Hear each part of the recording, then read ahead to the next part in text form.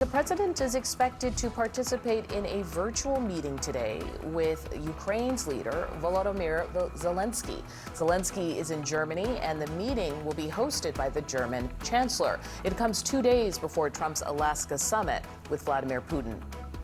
And he's calling that a listening exercise. That's how Trump's team is talking about his approach ahead of that one-on-one with Russia. Look, only one party that's involved in this war is going to be present. And so this is for the president to go and to get, again, a more firm and better understanding of how we can hopefully bring this war to an end. Ukraine's president will not be there, but Zelensky is making it clear he won't cede any land to Russia, and he must have a seat at the negotiating table moving forward. We will definitely have a trilateral meeting at the level of leaders. I don't know the date. If we want to end the war, it will happen. To prepare for the summit, President Putin spoke Tuesday with North Korean leader Kim Jong-un, who's been supplying Putin with troops.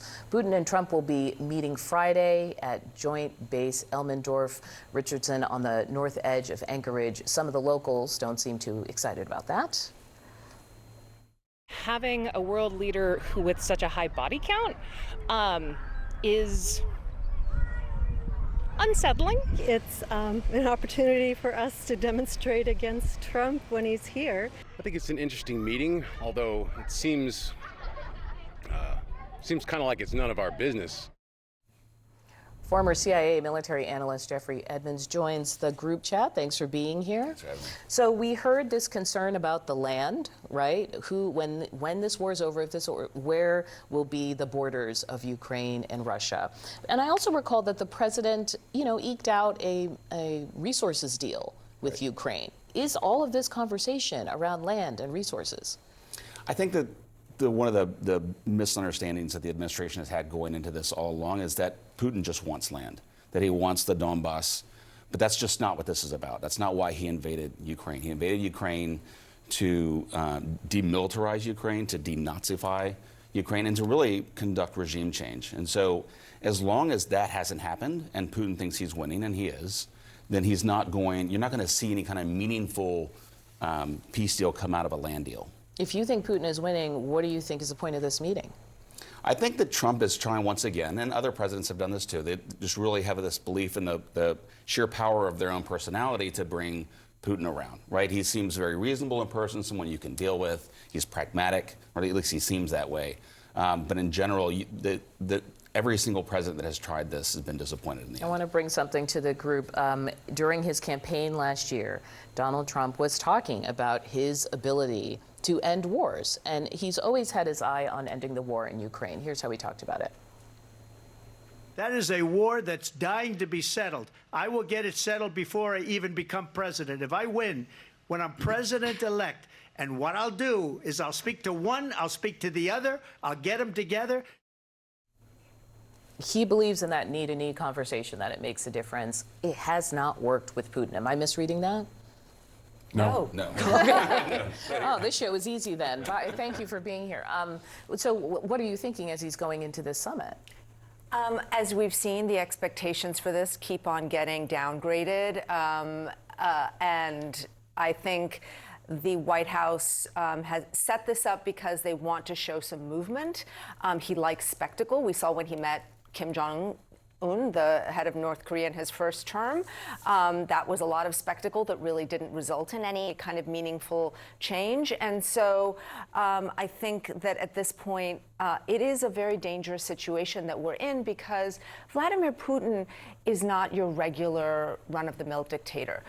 This is a man who is in charge of a very large country, who has killed an inordinate amount of people, and he is very clear on his objectives. And I am not very clear on what President Trump's objectives are. I think there's a very simple answer to that, which is you can never go wrong thinking that it's ego. That the thing that it's clear that I think Donald Trump wants out of the second term is a Nobel Peace Prize. And in sort of conflict after conflict this year, we've seen Donald Trump sort of declare that he was the one who settled it.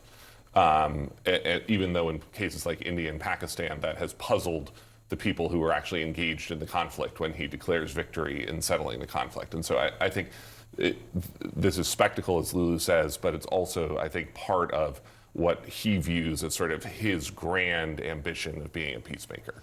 Jeffrey, every time I feel like someone showed me a chart when the president speaks with Putin kind of on the phone, afterwards, Putin would like bomb Ukraine basically a little bit more.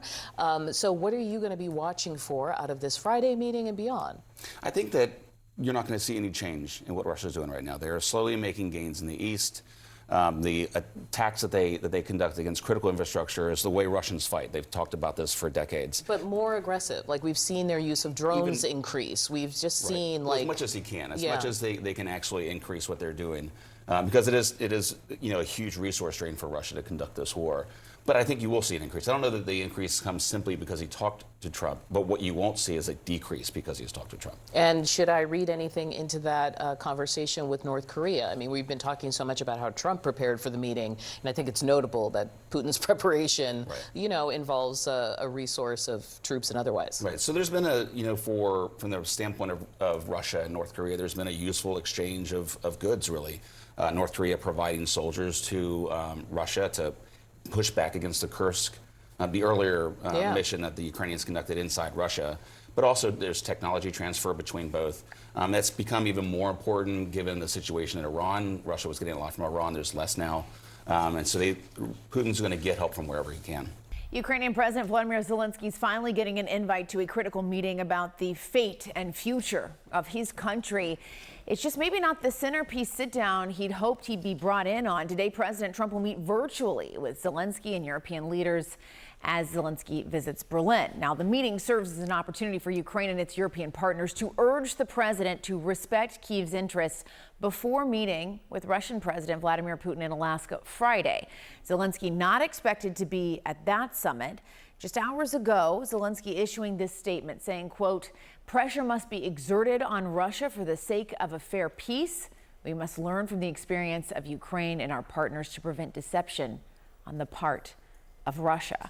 CNN's Nick Payton-Walsh is live in Kyiv. Nick, obviously Ukrainians have so much at stake as these talks begin. What are you hearing from people there on the ground?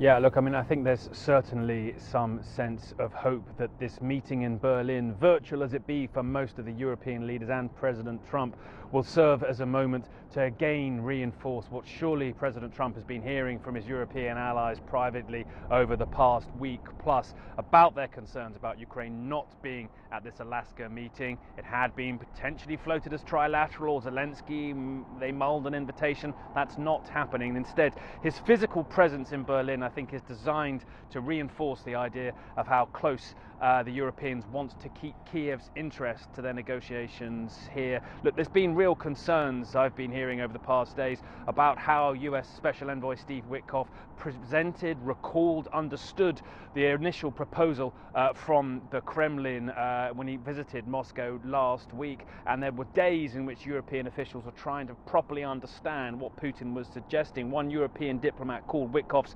performance in this amateurish on a matter of utmost importance, saying that it's left European allies uncomfortable and uneasy. Now, of course, the White House continues to express confidence in Steve Witkoff, and I'm sure they wouldn't agree with that assessment, but it shows how high stakes this is for European officials and how important it will be for them to directly, so many of these European allies friendly with Trump, on good relations. He speaks about that himself, how important it will be for them to get a chance next to Zelensky to hammer home again the important things they need. A ceasefire first, no negotiations about Ukraine without Ukraine, Ukraine deciding its own future, and the current front line being the starting point for negotiations. That's always been their tone over the last week. But that current front line, a matter of real concern for many Ukrainians right now. There has been significant advances, it seems, by Russian troops in the very area of Donetsk that's potentially being talked about as what President Trump describes as a territory swap.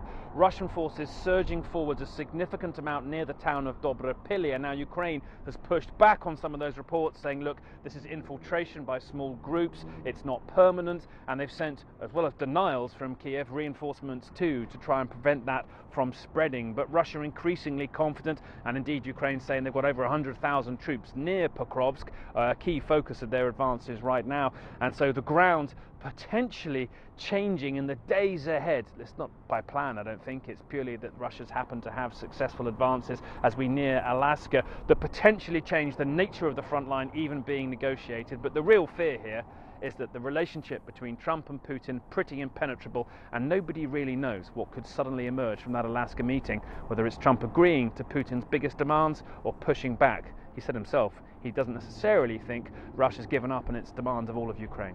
Back to you. You can certainly understand Ukrainians' feelings of anxiety. Nick Payton Walsh there on the ground for us. Thank you so much for that.